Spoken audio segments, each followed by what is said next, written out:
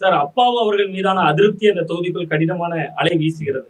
அப்பாவு அவர்கள் மீதான அதிருப்தி அப்படின்னு நான் சொல்றது என்னன்னா, கிட்டத்தட்ட அங்குதான் தமிழகத்திலேயே அதிகமான கல்குவாரிகள் இயங்கி வருகின்றன. இருக்கன்துறை அப்படிங்கக்கூடிய ஒரு கிராமம். அந்த கிராமத்துல வந்து 28 குவாரிகள் இருக்கு.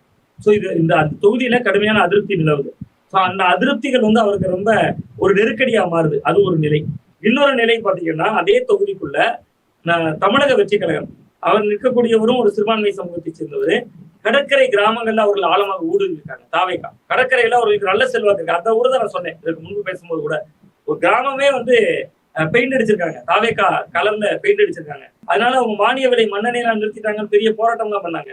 கிட்டத்தட்ட ஒரு ஆண்டுகளுக்குள்ளத இருக்கும். ஸோ அவர் கிரவுண்ட்ல ஆக்டிவா அந்த தாவேகா வேட்பாளர் வந்து அங்க செயல்படுறாரு.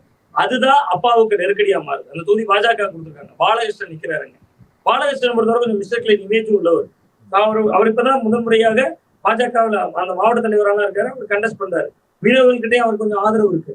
ஸோ அப்பாவுக்கு ரொம்ப டைட்டா பாலகிருஷ்ணன் கொடுக்க முடியும் தான் நான் பாக்குறேன். பாலகிருஷ்ணன் வந்து அவருக்கு மிக முக்கியமான ஒரு நெருக்கடியை கொடுக்குற இடத்துல தான் இருக்காரு. களம் இருமுனை போட்டியில ரொம்ப கூர்மையா தான் இருக்கு. அது எப்படி இருமுனை போட்டியாகுதுன்னா, அப்பாவு மீதான அதிருப்தி ஒரு நிலைதான். தாவேக்காங்க எடுக்கக்கூடிய ஓட்டு தான் பாஜகவை இன்னும் கொஞ்சம் கூட நெருக்கடியா கொண்டு வருது, க்ளோஸா கொண்டு வருது அப்படின்னு